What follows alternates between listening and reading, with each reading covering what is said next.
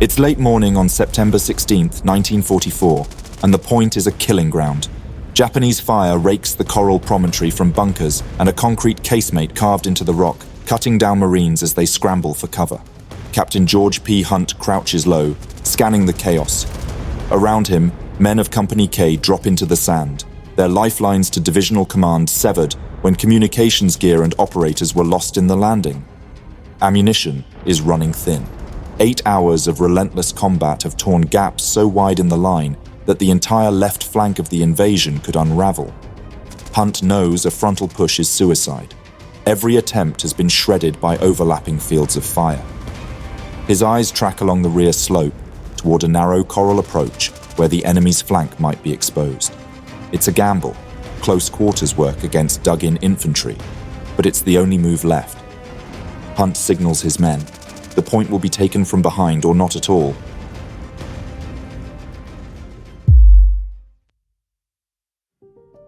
Okay, a quick break from history. I've been taking AG1 every morning for the past several weeks, and I haven't missed a single day. It's become part of the routine, one scoop with cold water before I head out on a long walk with my dog or before training. I've been using the original flavor, which tastes like pineapple and vanilla, but AG1 just released a new lineup of flavors: citrus, berry, and tropical. If you've tried greens powders before and you did not like the taste, these are a solid step up. All plant-based, no added sugar, and genuinely easy to drink. I already eat pretty clean and spend a lot of time outdoors, and AG1 helps cover the bases. One scoop gives me a full multivitamin, plus pre- and probiotics, antioxidants, and other nutrients that support digestion, energy, and immune health. I've also been using the included vitamin D3 plus K2 drops, easy to take, and considering people already suffer from a vitamin D deficiency nowadays, it's well worth it. If you subscribe using my link in the description, you'll get a free welcome kit worth $76. That's a 30-day supply, 5 travel packs, a metal shaker, scoop, canister, and the D3 drops, all of which I use daily. Try one of the new AG1 flavors today and claim your free kit. Visit the link in the description. Thank you very much. On the morning of September 15th, 1944, the 1st Marine Division stormed ashore on Peleliu's western beaches under withering fire. By nightfall, the Marines had clawed out a tenuous beachhead, seized part of the airfield, and suffered over 1,100 casualties. The Japanese, entrenched in coral bunkers and hidden cave systems, had shown no sign of collapse. With the initial landing complete, the battle shifted inland. The following morning, D+1 at 9:50, Major General William Rupertus arrived at Peleliu to take direct command. He assumed control from General D.P. Smith at a forward command post in a large anti-tank ditch inland of Beach Orange 2. Despite being confined to a plaster cast due to a broken ankle and under frequent Japanese fire, Rupertus pressed ahead with the original battle plan. He ordered the 1st Marines to push north, the 5th Marines to advance east across the airfield, and the 7th Marines to drive south, even though none of the D-Day objectives had been achieved, and the 1st Marines were already under severe pressure. On the southern flank, the 7th Marines resumed their offensive. The 3rd Battalion had been stalled by a reinforced concrete blockhouse on D-Day. At 8 o'clock on D+1, they resumed its stalled assault on the large reinforced concrete blockhouse that had held up their advance inland from Beach Orange 3. Despite prior bombardments, the position had survived intact through D-Day. This time, the Marines coordinated naval gunfire and tank support, but these alone were insufficient. The breakthrough came only when demolition teams, protected by a dense smokescreen, moved in to plant charges directly on the structure. Once breached, the Marines were able to clear the position and advance. By 9:25, 1st Company had reached the eastern shore, securing a defensive line against possible Japanese counterlandings from Koro or Babel Thuap.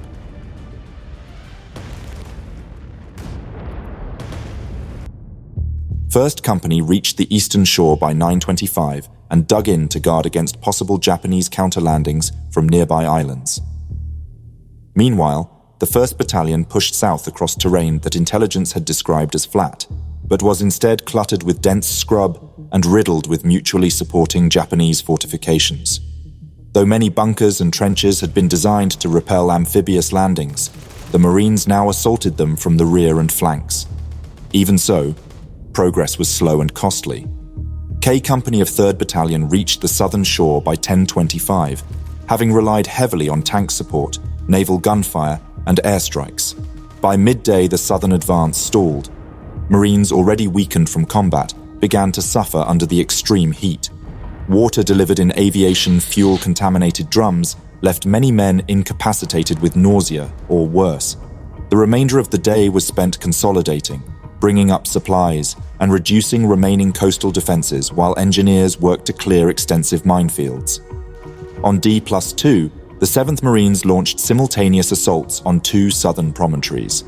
The 3rd Battalion's jump-off was delayed by a newly discovered minefield and began at 10 o'clock after clearance.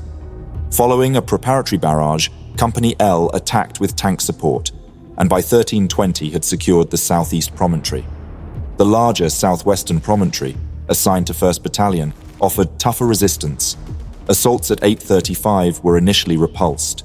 Tanks and landing craft had to be brought up to support a second attack at 14:30. By nightfall, half the area was in Marine hands.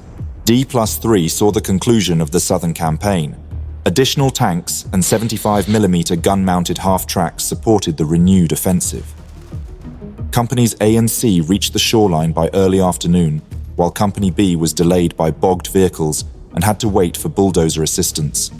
Before they could resume the attack, a series of explosions from the Japanese positions signaled the end. Surviving defenders had detonated their emplacements and attempted to escape by diving into the sea. Marines picked them off from the cliffs. By 15:20, headquarters reported the 7th Marines' mission complete, though some mopping up would still follow. At the center of the island, the 5th Marines sought to expand their limited D-Day gains. On D+1, the 1st Battalion advanced across the airfield with only minor resistance until they reached the hardened hangar complex. After heavy fighting, they secured the area by late afternoon and pulled back to an anti-tank ditch for the night. On 1st Battalion's right, 2nd Battalion moved through thick woods and mangrove swamps, meeting stubborn resistance in the trees and hand-to-hand combat in concealed Japanese emplacements. Despite the challenges, they advanced and linked up with 1st Battalion by nightfall. 3rd Battalion, squeezed between the successful advances of 2nd Battalion and the 7th Marines, was largely relegated to support and security duties. D+2 brought mixed progress. 1st Battalion reached its objectives and was relieved by 3rd Battalion, but when the 3rd attempted to press forward, it was pinned down by flanking fire from the Umabrogol ridges. In contrast, 2nd Battalion benefited from jungle cover and lighter ground resistance, advancing steadily to the shoreline on the right flank, despite frequent halts due to the heat and terrain. On D+3, 2nd Battalion moved east through dense brush and reached a narrow road causeway flanked by swamps. A preliminary airstrike missed its target entirely, so artillery was brought in instead. Companies G and F crossed, but another friendly airstrike strafed them unexpectedly, causing 34 casualties. Later, misdirected artillery and mortar fire inflicted further losses. Despite this, a bridgehead was established on the far side. 3rd Battalion was redeployed eastward across the causeway to support 2nd. By nightfall, the 2 battalions faced Ngordololok station complex. They overran it with minimal resistance on D+4. By D+6, 3rd Battalion had secured the entire peninsula. The 2nd pushed further north, discovering both Island A and Ngabad unoccupied. The situation was starkly different on the left. From D-Day onward, the 1st Marines had faced the most heavily fortified sector. The fighting at the point had been brutal from the start. The 1st Marines Command Group suffered serious losses during the initial landing across the reef, including vital communications equipment and operators. This disruption meant that divisional headquarters remained unaware of the regiment's precarious position for most of D-Day. After over 8 hours of some of the fiercest fighting of the Pacific War to date, gaps had opened in the lines of Company K so severe that they threatened the integrity of the entire beachhead. Captain George P. Hunt, commanding the Marines on the point, was left with only 18 men standing by the time relief arrived. Out of the original 235 Marines in Company K, just 78 remained fit to fight. The point itself had proven unassailable from the front. Attempts to storm it directly were thrown back by concentrated fire from reinforced bunkers, pillboxes, and a fortified concrete casemate carved into the coral. Eventually, Hunt's men approached from the rear. Over nearly 2 hours of close-range fighting, they neutralized the enemy infantry, guarding the main defensive structures. The key casemate, fitted with an automatic cannon that had raked the landing beaches all morning, was silenced in a coordinated assault. Lieutenant William L. Willis tossed a smoke grenade to obscure the embrasure. As the grey plume obscured the firing slit, Corporal Anderson braced, aimed, and launched a rifle grenade. It arced, struck home. A muffled blast tore through the bunker, followed by a crackling secondary explosion, ammunition cooking off. Moments later, silhouetted figures stumbled from the smoke and were cut down by waiting rifles. Though the point was finally cleared, Hunt and roughly 30 surviving Marines were left isolated for the next 30 hours. Under near constant Japanese counterattacks, they held the position with dwindling supplies and no contact with the rest of the line. Reinforcements were committed from every available source: engineers, headquarters personnel, even over 100 men from the 1st Engineer Battalion, to plug the gaps and prevent a potential collapse. Though a full-scale Japanese counterattack never came, the fight for the point had nearly unraveled the entire left flank of the American landing. On D+1, Rupertus diverted the division reserve, 2nd Battalion, 7th Regiment, to reinforce Puller's 1st Regiment. 2nd Battalion, 1st Regiment advanced north to take the area between the airfield and the hills, succeeding quickly. 3rd Battalion stalled, and the 1st was committed in the afternoon to help. Together they seized a 500-yard section of ridge and re-established contact with isolated K Company. A Japanese counterattack that night was repulsed, but K Company was reduced to 78 men out of 235 and pulled into reserve the next morning. On D+2, all 3 1st Marine Battalions encountered the Umabrogol terrain in full. Described by the regiment as a contorted mass of coral strewn with rubble crags, ridges and gulches, it quickly became clear that aerial reconnaissance had failed to reveal the true difficulty of the terrain. 2-1, attacking Hill 200, succeeded in taking the crest after fierce hand-to-hand combat, only to be pinned by fire from Hill 210. In the center, 1st Battalion 1st Marines confronted a fortified concrete blockhouse, left untouched by pre-invasion bombardment. Naval 14-inch guns were finally called in to demolish it. On the left, 3-1 made limited progress along the flatter coastal plain but halted to maintain contact with the center. By D+3, the 1st Marines had already suffered 1,236 casualties. Every available reserve, engineers, pioneers, even headquarters staff, was thrown into the line.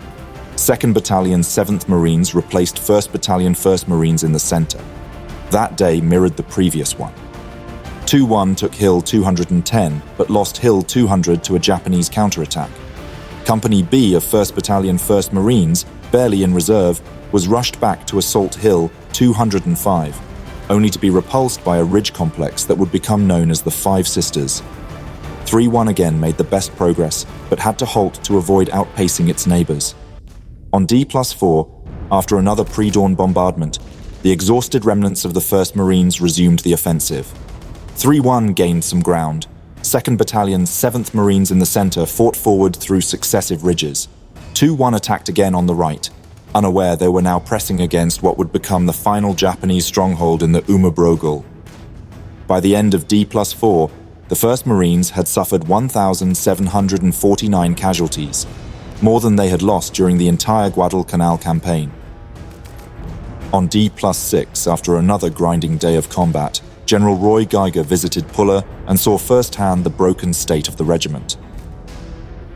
That evening, Geiger overruled Rupertus and ordered the 321st Regimental Combat Team from the 81st Infantry Division to relieve the 1st Marines, who would be returned to Pavuvu. One Marine later recalled, "I didn't worry about death anymore. I had resigned from the human race. I had no friends. I just wanted to kill." By the end of the first week on Peleliu, The airfield and flanking coastlines had been secured, and the Japanese defenders pushed into the ridges. But the price had been staggering. The 1st Marines were no longer a coherent fighting force. New troops would take their place, but ahead lay the labyrinthine heart of the Umabrogol.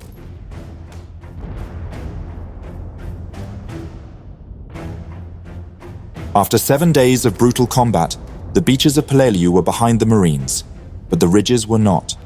The island's northern third, a chaotic sprawl of jagged coral and limestone, held the remnants of Colonel Nakagawa's garrison, now entrenched in what would become known as the Umabrogol Pocket. While the 7th Marines pressed in from the southwest, the 5th Marines drove northward up the West Road, spearheading the final push into northern Peleliu. By September 27th, D+12, 2nd Battalion had secured the northern tip of the peninsula at a Karakoro point, while 1st battled fiercely to clear the heavily fortified Hill Row ridgeline, a series of 4 coral hills, including Radar Hill. Simultaneously, 3rd launched a textbook amphibious assault on Ngesebus and Kongaru Islands, securing both within 36 hours and cutting off Japanese reinforcement routes from Koror. By September 30th, D+15, the pocket, now completely isolated, had shrunk to just 1,000 by 500 yards, but still sheltered over 3,000 defenders. Hill B, a key defensive anchor on the northern edge, was finally reduced by the 321st Infantry Regiment, allowing the army to begin rotating out. To hold the line, the 1st Marine Division formed ad hoc composite units from support personnel, freeing the regular battalions for renewed attacks. Yet Major General Rupertus made a costly decision. He ordered the still operational tanks of the 1st Tank Battalion to withdraw with the departing 1st Marines. Brigadier General Oliver Smith later called this a bad mistake, as the tank's absence would deprive the assault forces of vital firepower in the worst terrain of the campaign. As the Marines regrouped, a typhoon struck the Palaus, grounding aircraft and halting amphibious resupply for 3 days. While the brief drop in temperatures offered some relief, the rains transformed coral ridges into slippery mud, further hampering movement. On October 2nd, D+15, 1st and 2nd Battalion, 7th Marines relieved all battalions of the 321st Infantry on the northern face of the pocket, allowing the army regiments to withdraw for rest. The southern and western line now held by hastily assembled composite units of rear echelon Marines and support personnel. The 7th Marines shifted their combat elements into position. Even with the return of 3rd Battalion, 5th Marines from Ngesebus, Marine Battalion strengths were barely that of reinforced companies. By October 3rd, D+18, the 7th Marines had suffered 46% casualties. Nearly half of the regiment's 3,200 men were killed, wounded, or missing. That same day, a coordinated 4-battalion assault tried to collapse the pocket. 1st Battalion 7th Marines pushed from the north, 2nd Battalion 7th Marines from the south, and 3rd Battalion 5th Marines launched a feint into Horseshoe Canyon and the Five Sisters. Though intended as a diversion, 3rd Battalion 5th Marines' attack quickly escalated into a full-scale engagement.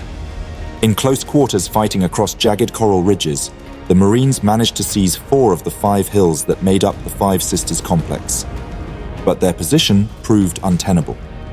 Under concentrated Japanese fire from adjacent cave systems and reverse slopes, the battalion was forced to abandon the captured heights before nightfall. Despite the losses and the failure to hold ground, the assault was ordered again the next day. The result was the same: bitter combat, mounting casualties, and no lasting gain. That afternoon, Colonel Joseph F. Hankins, commanding officer of Division Headquarters Battalion, was killed while trying to rally a stalled supply convoy on West Road. Striding into rifle fire to unjam the line, he was cut down.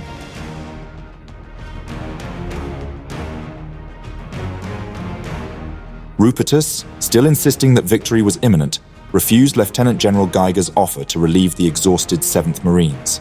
Instead, he committed the 5th Marines for the final assault. Colonel Harris of the 5th brought fresh thinking. The pocket would now be assaulted exclusively from the north, where one ridge could be attacked at a time, and siege tactics would be used. be lavish with ammunition and stingy with men's lives, he ordered. 2nd Battalion 5th Marines relieved 3rd Battalion 7th Marines on D+20, but limited its actions to reconnaissance. Bulldozers opened the approaches, enabling tanks and flamethrower-equipped LVTs to reach the canyon mouths. Artillery was emplaced along West Road to fire point-blank into cave openings. On D+22, tanks rolled into Horseshoe Canyon solely to bombard fixed targets before withdrawing. Progress was incremental.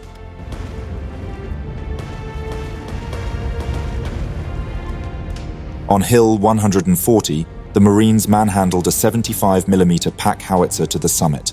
Buried behind sandbags hauled up by hand from the beaches, the gun fired directly into a deadly cave mouth that had stalled earlier assaults. Still, every gain was contested. When 3rd Battalion 5th Marines relieved 2nd Battalion 5th Marines on D+28, snipers and counterattacks killed several men during the handoff alone. By early October, the pocket had shrunk again, now 800 yards by 500 yards. Nakagawa reported fewer than 700 troops remaining. Rupertus continued to reject outside assistance, insisting his Marines would finish the job, but higher command had grown tired of his optimism. The 323rd Infantry Regiment arrived from Ulithi. Orders came down. The 1st Marine Division would be withdrawn between D+31 and D+32. The 321st Infantry relieved the 5th Marines, and 323 took over from 1st Battalion 7th Marines. The pocket, now designated the Central Combat Zone, was turned over to the 81st Infantry Division, who would take nearly 6 more weeks to finally reduce it. The 81st began their campaign with the same methodical siege tactics as the Marines.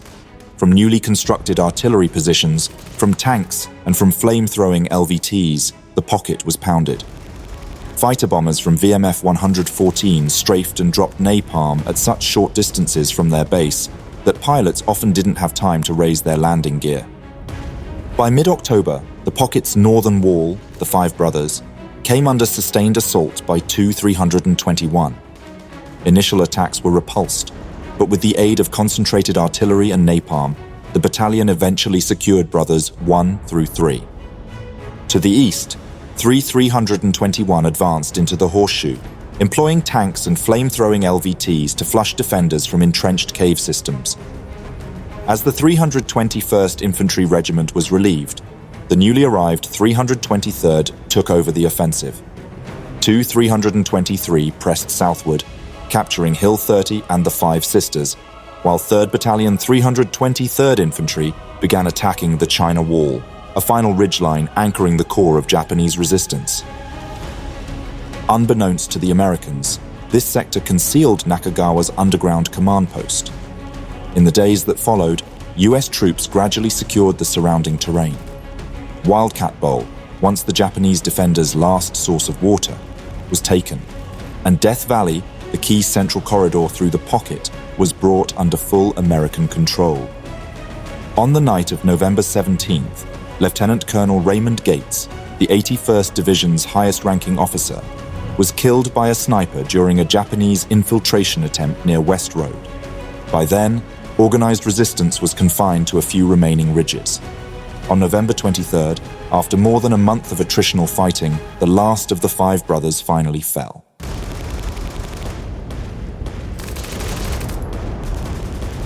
Nakagawa, by then with only 56 men remaining, split them into 17 squads and gave a final order: attack the enemy everywhere. That night, 25 Japanese were killed in suicidal assaults. Armed with grenades, rifles, or even bayonets lashed to bamboo poles, these final squads launched a desperate series of Banzai-style infiltrations under cover of darkness. They struck at American positions around Wildcat Bowl, the China Wall, and Horseshoe Canyon, areas already under near-constant shelling and flame attacks. Most were gunned down before reaching Marine or Army lines. Some managed to throw grenades or trigger brief firefights in the ravines, but none returned. On the morning of November 25th, American forces resumed their siege tactics with renewed intensity. Tanks and flame-throwing LVTs saturated the final defensive ridgelines with fire, while Corsairs from VMF 114 dropped napalm canisters at dangerously low altitude. From every direction, north, east, and west, troops of the 323rd Infantry Regiment advanced into the shrinking perimeter, blasting caves and sealing tunnel mouths as they went. The air was thick with smoke, heat, and dust from collapsed coral. Few Japanese fired back. Sometime that night, Colonel Nakagawa and Major General Murai committed ritual suicide in their bunker. Their deaths marked the formal end of organized Japanese resistance on Peleliu. Nakagawa had reportedly sent a final transmission. "Our sword is broken and we have run out of spears." On November 27th, D+73, the final caves at the north end of Death Valley were cleared. 56 Japanese had held out until the last. When American troops entered the final cave systems, they found charred bodies, shattered equipment, and makeshift bunkers, some still manned by the dead. The defenders had chosen annihilation over surrender. No further attacks followed. Colonel Watson of the 323rd reported to General Mueller, "The battle was over." The battle for Peleliu ended in exhaustion, not glory. Over 73 days of attritional combat, the 1st Marine Division and Army's 81st Infantry Division fought to eliminate the last defenders buried in the jagged ridges of the Umurbrogel. The cost was staggering. The Marines suffered 1,050 killed in action, 250 dead of wounds, and over 5,450 wounded. Each of the 3 Marine regiments lost more than 1,300 men. The 81st Division, which completed the reduction of the pocket, incurred over 100 dead and 700 wounded. In total, American forces across the Palau campaign recorded between 1,989 and 2,143 battle deaths, with over 8,500 wounded. Japanese losses on Peleliu were near total, an estimated 10,900 killed on the island and its surrounding waters. Only 202 prisoners were taken, of whom just 19 were Japanese combatants. The rest were mostly Korean or Okinawan laborers. The broader Palau Islands group saw 12,033 Japanese killed and 360 captured, excluding isolated stragglers. Even after the official end, fighting lingered. Small Japanese groups continued to emerge from sealed caves for months. It wasn't until 2 years later, in April 1947, that the last holdouts, 33 Japanese soldiers and sailors, surrendered after being personally convinced by a Japanese admiral that the war had ended. Thank you for watching this video. Please leave a like. It really helps out the channel. If there is a topic, battle, or person you would like to know more about, let me know your thoughts in a comment. I would also like to thank all my patrons and channel members for their generous support. If you enjoy House of History and you want to support my work, consider joining me on Patreon. For just $1 per month, you will gain early access to all my videos without any in-video advertisements. Don't forget to subscribe. See you next time.